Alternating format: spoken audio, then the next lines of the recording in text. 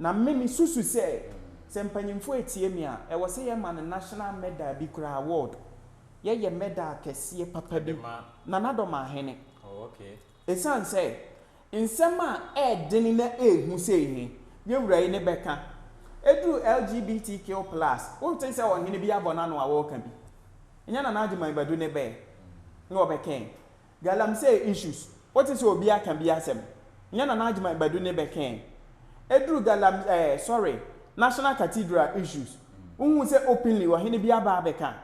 nya na adwuma ibadu ne ken ntwa no per the washa ase a wo kan me tin say bias because the obobos you wedding kan ya campaign na wo san so esisu bi so de be ya obi a wono se bia wante no obesi ati enti sa no madam ma menjene no so me ma wan no nsi ma menjene no so na mi sa say enti say na adwumambedu obi be sa say oye national spokesperson na mo woye hene se be you say woye hene a o manfo nyina se be hye wase ana meboa nti se bebe di ye o be ni ye o won hyehyɛ ka ho bi o prempuntuo ba wo de brehefo o manfo se won fa mre wo ho o san ye president edema Bono Regional House of Chiefs kire se hini bia nchen hini bi de na mbom Latin kasam be wo bibia be kase primus inter pares best amount equals eno no ye nyina ye peni ya hia ni ya yi kan dini nti ukọ sa Regional House of Chiefs ya so oni di kan mo nti e wo se osi se ne nkrofo no be well being nyina e wo se o hwe se be ba mana meboa Moses ya amede ne ye mfanto hu se na o ye prophet o ba se na o kasa nti na njire se o ye spokesperson ana meboa Hosea na o ye prophet o ye difo na njire se o ye spokesperson president ye tinsim na ye nin komo na nsen bebre na nam prama no so ya obia a osusu se ono nso tumi kasa ma ne ye bia o kasa kire na dwen ne nyina afa osaje for ose Dr. Dormaahene Dormaahene a oye president ema Bono Regional House of Chiefs nana aka assembly concerning Asante flag ho asem ama ubia de ono utumi kasa de se de misha ase na mekam de ono utumi kasa de dodo na ubia kire na dwen okay but I was say mesra atifo ni ahwefo se babia obi a wonsa be can share like na comment is an say old boga TV ni akatua bia de mam we ni yebetimi aya ya de beboa ti abon 42 hommo ana platform he ni dwumadi infradom enkwadom ma menchi a wona menchi a watifo ne wahwefo nyina na yema wakwa aba emra Bonokyempem association ya tena ye kesie ma ewo Bonokyempem de duakwa akan nyina PSC yewura eye osi ade yo akumfi amewa wotoso nan na saase so na ye ka Bonokyempem anya ono nko a bono nhemfo abeje be hutum se be ye nhemfo be ye bununi le be preserve be culture ene be heritage die na nanom be de ma be nyina be ka ho bi temede nchia ema yewura no nyina kodoma kobirikum ko sampa mintimi mobodi ye de nchia ema be na wawie ni sai am se wa bisa me efa flag ho nsensema number 1 Asante hene ekokosra IGP wo natana ye kesie mi na be ko be kita Asante flag nko an de ko Ghana flag nka ho minim se wo hu bi se no ho asem ne wo bisa mi ye to so mienu ne Ghana Journalism Association fuoi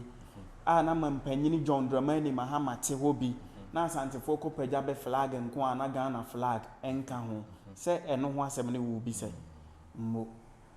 meda wase bi ame se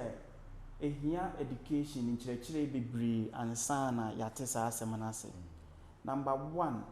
miwura osagefo osiade yo agiman badu eye Dormaahene wura mebo media mema memu so ye wura kasa he a woken no wanka se enwo se obi nya ne flag okay na mom se aban atanaye se Ghana president te ho na yebe pagya flag foforo a enye Ghana institution bia enye we na ye tribal flag eno ho asem na yewura kan ya yebe di nkomo yi yewura na no be because right yeah Ghana for me will be am yes yeah anyway here ni say o we dey bia abekem yewura na no other president BSc Kumasi yeah IGP Okamo yeah IGP wo ho oye dem atosa na bi na mu yeah Ghana wa IGP ye ojina wa Ghana nyina yeah yewura dey hu kura ne say na say DJ Ghana Journalists Association yeah but yeah how was speak Kumasi yeah but dey no kura na ha on the make us no tin make no na mpanyina ya to abade ba no no ba na bi no so be ka ho na ba ti ta flag enya Ghana flag ana sesa no me da wase edi kan oman ya ye wo mo heminua efa process bebre mu efa stages ahodo bebre ansa ye benya Ghana man tambia se Ghana ebeye afahye anase ye bebodwa bia be mankramofo timi be bompa ya edi kan na Christopher atwato na at some point in time na nanom so abamu biso anananom be hya ase na nkramofo abewie na we ya bewie ni nyina ne se sa osom ahodo miensa omanmra no gitumu no be pese obia nya equal opportunity na o showcase de yewo na obia feel represented nti na ya be yesa de mebo a mo nti religious wise e wo say ye tolerate ne omamra higitum no ye ma obia position mo me da wase na Ghana said the medical kan Osha stages are efamo no baako the first step the sign of bond of 1844 yana na kwadwo tibunom coastal areas beko sign ye ene ne ye first step na abrofo pesebe exercise be political authority on ye no be ne nananom ko sign ye wie ye no the annexation of middle belt Asante and satam na bono ha nyina aka ho bi eno so ye another step afi Charles Ekem Ferguson enso leading negotiation wo protectorate no northern side of Ghana to convince them persuade nananom abewo ho se be ya abeba Ghana ho eno so ye stage back afi the famous plebiscite ekoso mo be join Ghana na mo join that is the Western Togoland and name can say some part of Volta region woti bekoto yes or no ebeka ho sa we nyina ye fam ansa na ye benya Ghana ye wo sisi nti so obi ka kire wo say ye oman baako a me ni nipa he ya adwen bo ka kire wo say ye nipa baako a oboa entisa na mom oman ye no mom ne beka ya bom ama ya ye nipa baako menim se wate mase ne yase a mo nti sade eye ya ye wo mfantefo wo be baabi ye wo mole dagbani nko a uchema I think ye 4 groups or 5 groups ye wo de Mosi ye wo de Dagomba ye wo Nanumba ena ye wo Mamprusi ene form mole dagbani ye wo ye papa ya gbonwura eye gonja fo ahenie eno so wo ho we nyina ne ye nyina kan bom se ye nipa baako ne ya opte say Ghana ye unitary state sebeka say unitary state a state system he ye wo mahodo miensa ye wo unitary state ye wo federal state system and ye wo confederation what you say ma me nkyerɛkyerɛ ne nyina mu say ye ka say unitary state a kyerɛ say power is fused in one person or power no is fused at the center nti sɛ ohwɛ Ghana unitary state ya tana ye kɛseɛ mu nyankran ye wɔ ne ye capital so the administrative capital becomes the center bibia operate though we embrace local government say cheche niema mu akofam but dwumadie bia natana ye kɛseɛ he ne ɛwɔ nyankran afi so power is fused in one person nti ye wɔ head of state and a head of government business ni nyina ye nipa baako His Excellency John Dramani Mahama. Unlike Nigeria, a federal republic na yewo Ogun State, yewo Lagos State, yewo Kaduna State. Bia wo ne governor beto abama no. Okay. Ena bewo Buhari Tinubu a wasan so da benyina no as president. Mpacho wate ase. Oba ye ha yewo ministers ewo 16 administrative regions ni nyinam. Hwane pa obe yeto abama be. Ya nto aba mampanyini tumi na power ni nyina is fused in mampanyini ne wa pone bi. Ede ama yewura Francis Owusu antwi se be ye bono is regional minister. Okay. Ana wa pa obi ede ama yewura Joseph Ade Akwaboa se bono region koye minister na tena manam. Esansa nti se mampanyini da sore na sebe ni team mo susu se won sesa ba won obi a nkodwene we wo betimi asesa be anytime. Unlike federal system Nigeria no said the year to Abama Tinubu no saa bi ne yeto aba e de ma Lagos governor saa ni Ogun State ne governor beto Abama no nti wontimi nkosesa no nti se wokọ enumu na power no is shared between two component units, that is the national and afa the men can say state no pacho what am I say na confederal no so to say men fan say ECOWAS. I will say a state, component state, ahudo bebre ni abeka bom ni ya form a union. And no power non lies within the component state. Okay. Component state be our power. And organization ni nyina will lose power. Classical example ni sibre bia na Niger for koye kuwa. ECOWAS for se be ntiase. Niger kasa be ye o manya abedebe ho. E sovereign states. Nti de be pene bebeye. What I say? Who say ECOWAS timi koye bibi wo ho. Ni nyina na say power no e wo component state no mti say Niger a state on its own a sovereign state a owo ne mra wo de govern ni kuro nti wontimi nka say wa bedwan ne sa loose organization nti wo mra e be ban ne on him nti sa 3 levels of state system we ene ye wo na be wo niema bebra be consider ansa na oman bia choose sa state system. One a geographical area. As I say, nekese ye sen kura ye be chichem.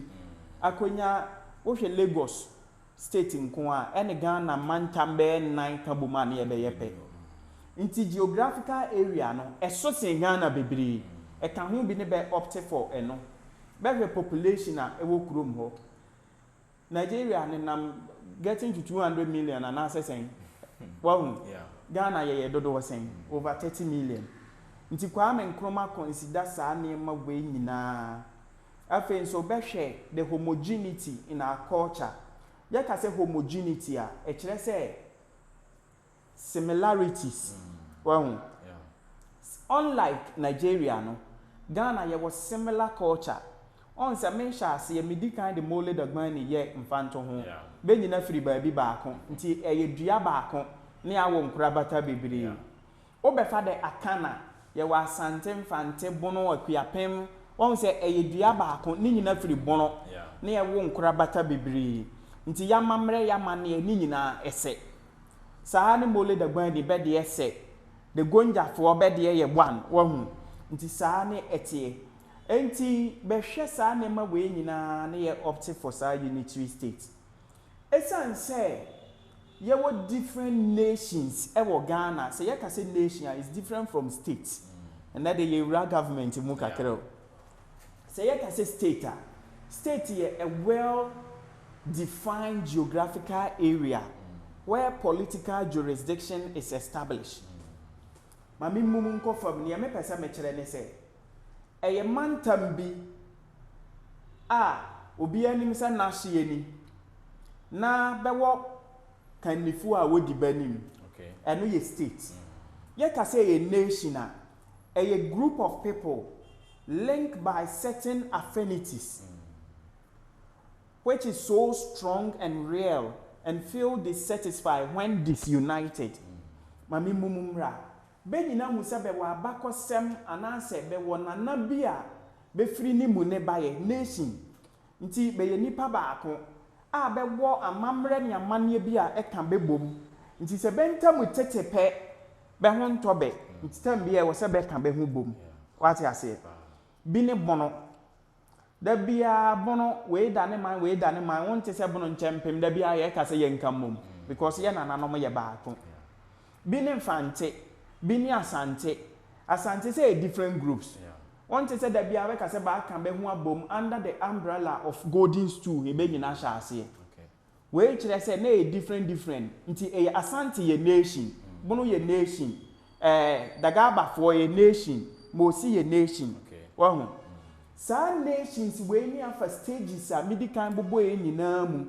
ne ya be kan bom se ye oman baako ye states nti some of the cardinal features of states population, geographical area, international recognition, sovereignty, and any government, system of laws. Who was a name we be a do to me say we states. Na Ghana de no na amman and as a tribes a mabubo nyina ba bejitum ansa na ye kan boma ye Ghana. Enti se ne Ghana no ebetum pon se entum pon ejina one leader wodi anim he enne se ukojina beka se President John Dormaahene Mahama onye gonjani ba se oko US obi anko ka se oye gonjafo leader oye Ghana nyina nti wo ye bono wo ye Bonokyempem wo ye Fante wo ye ebe wo ye hwan wo leader no saa ne be hunye nne okokojina Spain na upaja Ghana flag so obi ahu say your man bi Ghana international recognition obi agitum say eni mo nne say the coat of arms ebe bo ha kese a so obi ahu say ye Ghana ni ne me bobo ye state symbols nti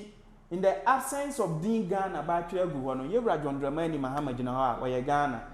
say ye coat of arms yi wo ho a ye Ghana say ye flag eda ho a ye Ghana na de afeni meko asema esi ye ya nkasam se oman betum pon a ejina temamufo he so nti obehwa ye wo nipa bebre abefro apa ne simpia de beka ne se Ghana ye nipa baako Ghana ye nipa baako homa ye nkamom adenti ne beka sa ebi ade ye kasa no oye moni ne ne etene nchen ye na fanani ne bi abono ni wo ho ne Bonokyempem ni wo ho nso o se ye nipa baako ne nyina se ye kan bom a ne ye benyam puntuo a ye pe nti ye wo se ye preach unity na se ye nipa baako de na so bia free ne tribe ne be ne ye beka bom se Ghana e wo se Ghana no ne institutions. Don't forget say you have 3 arms of government ebukuro we nyina, which is the executive, legislature and a judiciary. Executive here President Mahama ne da no. Some of the institutions are national agencies here, bini police service. Nti IGP one power no, nya President Mahama. Da ope bia so be yina afiri ho. Nti say what way what when na President Mahama. Nti e was say sebe ya police henya bias na bia bunu ni hu se ba yi mimunti da bia police service henya nkasa wone flag tuntum ne Ghana wone flag a eno so ka ho a e kire se eye Ghana police mpacho enye sa na etie mo na se ye koma tribe bi kwan ma di kinya kire se enye bone obi ani wa wotia se wote wo ba bia wo flag has of folk say wo flag one aka ho asem da kotoko ni ne flag aduana FC say wo flag ni nyina ye teams a e wo Ghana but okwa Africa na bebebo antem anya Ghana de ne bebo okwa international competition na o free ha kwa say Ghana de ne da na so mo nti obi ani wa wotia say e bia fam mo obi nya we na mom aban a ye di tumi amawo na wo ne wo ye symbol anase ade a eka ye nyina nations ahodo no nyina bom into sa state a ye wo se Ghana na wo ma afa ba akokwan ema police a fall the under executive arm of government the responsibility core responsibility is to maintain law and order nti se basa ye ko man nipa a wo se ohwe ma pepepe ye ba eye police na police he aye referee agina saa nations and as tribes ahodo we nyina ntam na wo ma ba akokwan bra won kita Ghana ya hyensode na okita ono nko ane flag na wode aba watena ya eye omampanyini ni apaw yewura yohonu ama na tena ho na opesa wo ka den ne kire other groups here akai wonyi ni se mpapa mu ne ntitimu ne saa de he de beba because say we ya saa de obi so be feel so ene kina me so me ye evefo yeso ye ko judiciary for no chief justice office yeso e was all my kwan ma ye de flag ni na se ho no obi so asore me so me ye gani ade akia me so me ko Ghana Education Service but na ye kese minister no ho e was say ye de ga flag ne kokoshe ho na nkammomu atete na nanoma pa aka bomu no ya panyi so ye sei na na ye kora no nti mi bisa ni titru ni asantefo a bede benti ase abedi atem no se ye ntitimu ne bepede a bempi abonten publicly bemmeka se o ye de ye pentitimu nti ye pese ye te ye ho na afede ye mu se bepese bete be ho nti ne e ma be etu saa na mo no but untimi nkwanko kan se ye penkam mumu ye dipa baako uwie a u preaching no na u practice z it's not the best nti na Dormaahene adua na nyina piesie se oka se ye nkam mum nti ma tribe baako enkopaja ne de na ba ka hin so nye se be so be paja be de na edi ntitimu aba na wa aka bone nti nne obi a we journalist na watena nkanka edura bato a ye nyina ye nipa baako ye ma asomdue mra na eduru saa semwe wada ne ho ka ne foforo no nne se wa hu frama ne ahu ma akokoto ada ho no ya hu na no de osere eye Jesus anisuo Jesus akoma mu Satan for he bi no no nti I don't see anything wrong with Nana statement na okay no na me susu say sempanyimfo etie mi a e wo se ye man national medal bi kura award ye medal kese papa bi Nana Dormaahene okay esan say insema e deni na ehu say he ye wura yi ne beka edu LGBTQ+ wo tin say wo hene bi abona no awo ka bi nya na adwuma ibadu ne be no obeken galam say issues what is obi aka bi asem nya na adwuma ibadu ne beken edu galam National Cathedral issues. Unhu say openly wa hene bia ba beka. Nya na adwuma ibadu ne ken. Ena nne aduru say obi pese wo kire say wo sosen ba ka ni nyina da bi.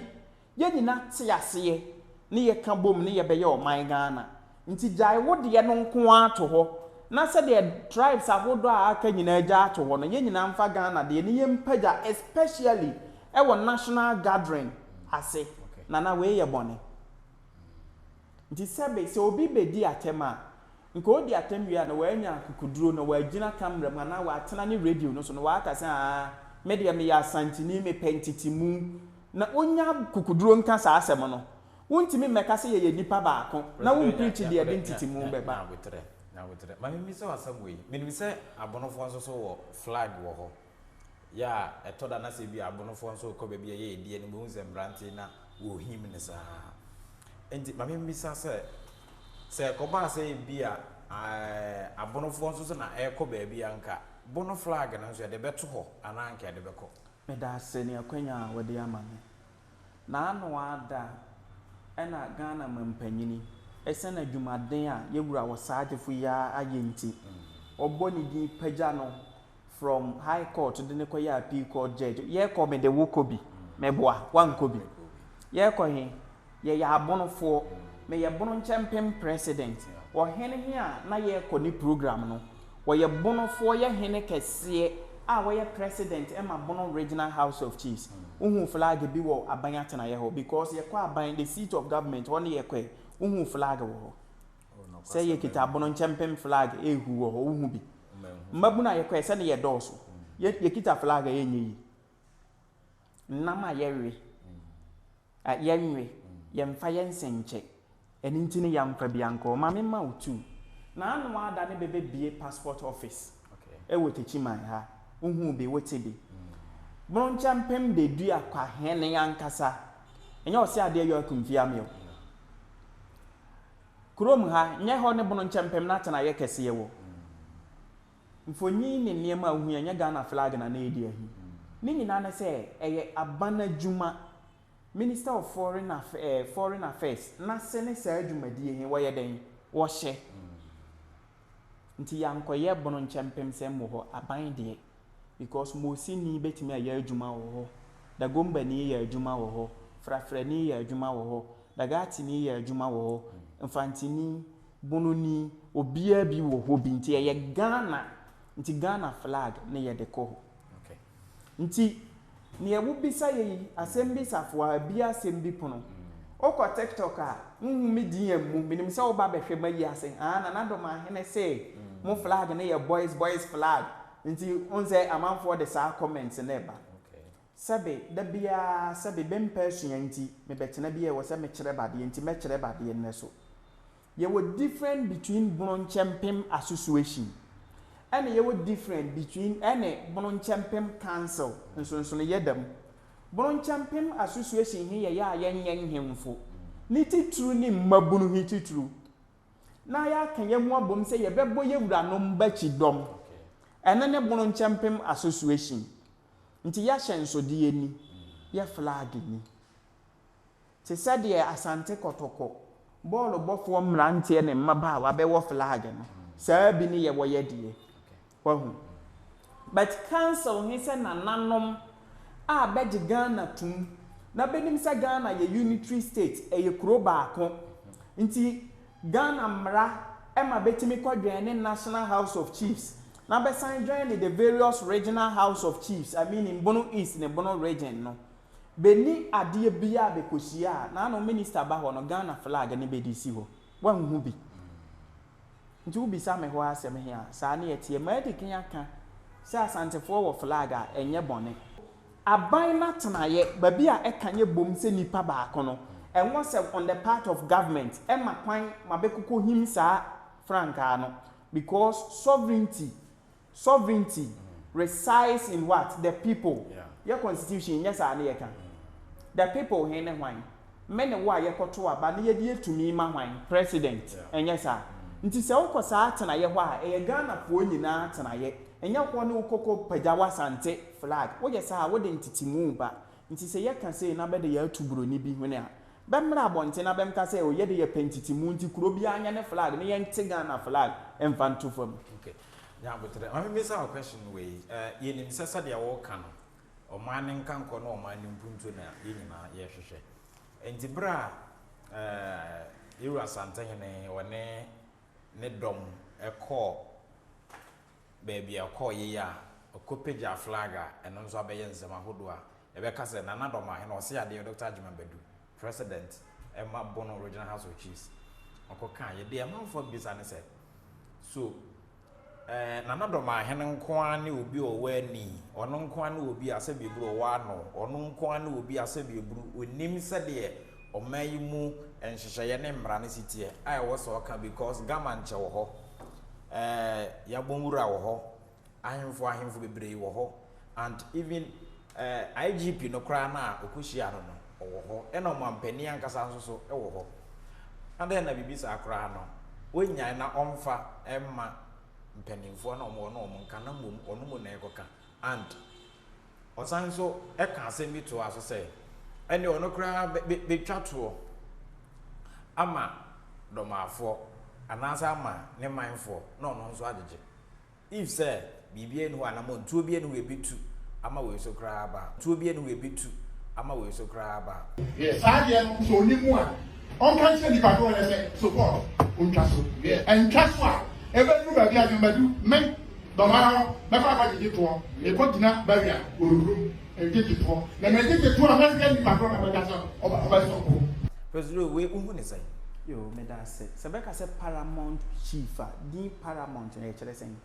kese pa na anyesa na chi se bibia ni ho bi nti ba wo bobo bedin se mpanyimfo he sebe ya aman hene be yen hemfo paramount chief se anyesa eno abi ne yewura osagefo ose ade ye so ye onso ye paramount chief nti panyini bi chen panyini bi wɔ ha na nti saa asɛm wa mmisa ne yie nti menim sɛ wa ne ama me bisa saa ne sɛ am sɛ bi mu wɔ adwen bi sɛ bono ne asante ɛnhyɛ da ɛnni nkama mu ɛne ayɔnkofa papa bia ɛna mpempi nso so sɛ amanfo susu sɛ bono ne asante benya issue a na ɛyɛ ɔsaadefo saa na bi mu susu enti na me bisa saa me da se o de me hyia o sɛ ya manage o esan sɛ ye firi kɛseɛ mu ye firi kuro a mamre ne aman ye wɔ so ye kuro amamre wɔ hɔ pa o aha me kyerɛ nkransaman mu enti mpanimfoɔ hi abɛwɔ hɔ mbebu bebibere a yesu sa sɛ de ahwe de ba fie ɔno ne de den wansana baye ne ye wa ya ade a enye no ene ne ye bɛka sɛ obi ayɛ ade a enye ho ne ye wɔ sɛ ye bɔ ne kwadu ne wa ya ade a enye ene ne ye ka sɛ wo ya ade we enye jai ho ne ayɛ bɔ ne ne o ya ade na enye na ye ka sɛ wa nya ade mbo nti sɛ ma kasa ma wahu sɛ Ghana ɛwɔ sɛ yɛka bom because obi akura ne mudie ɛnyɛ saa ɛna obi yɛ ade a ɛde ntitimu bɛba na obi dɛ mempene ɛwɔ sɛ yɛka bom na yɛyɛ baako mpaakye wo ho ne yɛ ade a ɛnyɛ o ka sɛ na tie funtie bi asa wo mpɛ sɛ wo ka science wo asɛm ne so bi me de Ghana yɛwɔ different tribes ne yɛ nyinaa te aseɛ ne yɛ aka yɛ ho abom sɛ yɛyɛ ɔman baako nti sɛ yɛhyia wɔ din Ghana de a mo bɛda fam bono bɛda fam asante bɛda fam fante bɛda fam na yɛpagya din Ghana ne yɛakyerɛ sɛ yɛyɛ nipa baako ne obi yɛ ade a ɛbɛpagya ɔno nko ara ne tribe ne obi dɛ mempene ɛwɔ sɛ yɛ nyina ne yɛte aseɛ sɛ yɛyɛ Ghana bere bia nyame yi nipa a ɔbɛgye ne nkorɔfoɔ bere bia nyame yi nipa a ɔbɛyɛ kasamafoɔ ɛde amadɔm ne mpempem nti from biblical times wohwɛ abere bi oyi Moses bere bi obeyi Hosea bere bi obeyi Isaiah oba abibifoɔ koraa bere bi oba beyi Kwame Nkrumah nom obeyi Kenneth Kaunda bi obeyi Nelson Mandela bi obeyi Abubakar Tafawa Balewa Nigeria nom bebeyi saa leader no yɛmmra Ghana ha sei so koraa na yɛmmra bono bere bi obeyi Akumfiame o the third bi obeyi Nana Agyeman Badu the first bi obeyi ye Nana Busia Dwunantwi of Drobo obeyi ye Nana Kwame Agyeman obeyi ye Nana Fosuji Abo ye Nana Kwasi Aprakonom ma bebeje bonofoɔ bɛka ya asɛm ma ye bɛfɔ me Bonokyempem nti nemre yi mu so o hwɛ mfanto ho a media gugu akwan mu starting from LGBT ana Ghana for the bempe anana ope mmo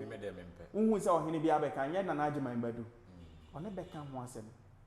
enti me ntwa no pɛ deɛ wahyɛ ase a wo kan me tense bi ase because the obobo so wedding kan ya campaign na wo san so esi so bi sɛ de bɛya obi a wɔno sɛ bi a wante no ɔbɛsen ate ne yie enti saa no wadama ma me nyina no so me ma wa no nsi ma me nyina so na bi sa sɛ enti sɛ sei Nana Agyeman Badu obi bi sa sɛ ɔyɛ national spokesperson mo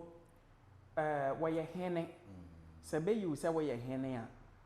ɔmanfoɔ nyinaa sɛ bɛhyɛ wase anaa mɛboa nti sɛ bɛbɛdi yie o bɛnni yie o wɔn hyehyɛ ka ho bi ɔpere mpuntuo ba a wɔde brɛ hefoɔ ɔmanfoɔ sɛ wɔmfa mmerɛ wo ho ɔsan yɛ president ɛde ma Bono Regional House of Chiefs ɛkyerɛ sɛ hene bia nkyɛn hene bi deɛ na mmom Latin kasa mbe wo bibi abɛka sɛ primus inter pares best among equals ɛno no yɛ nyinaa yɛ pɛ ne yɛ ahyia ne yɛ ayi yɛ kan de ni nti wokɔ saa Regional House of Chiefs ya so ɔne ne di kan mo nti ɛwɔ sɛ osi sɛ ne nkrɔfoɔ no bɛ well being nyinaa ɛwɔ sɛ ɔhwɛ sɛ ɛbɛba ma na ameboa afei so wɔyɛ leader ɛwɔ Ghana ha ontimi nka Ghana mpanyimfoɔ enyi yewura emfiri mu nti Ghana foɔ yiedie nyinaa yɛ den ɛhyɛ ne nsam ɛwɔ sɛ ɔhwɛ sɛ baabi ya deɛ ayɛ yie nti sɛ Ghana foɔ akristofoɔ anu dam bebree sɛ bɛmpɛ LGBT na nananom abosomfoɔ anu dam na nkramofo anu dam na obi antimi mpie emeka na beka won se wa aka nipa mpempem we nyina asem de ama be saa ne yete Moses ya mede ne yemfa nto hu se na oye prophet o ba se na okasa nti na njire se oye spokesperson ana meboa Hosea na oye prophet oye difo na njire se oye spokesperson na mbom se ubetimi adsum nipa som papa eye nkita hundie o ma information na wanya feedback nti kasa na ode beka sebe mpreduasa ma no hyesumi na so untimi nkotena hodin unsa hyehye odam fam sebe untimi nkasa kora wo ye san ya nipa ti ase e kire se wo menka ne sen wo ka wudi onibie wo ye voice of the voiceless mpacha wati ase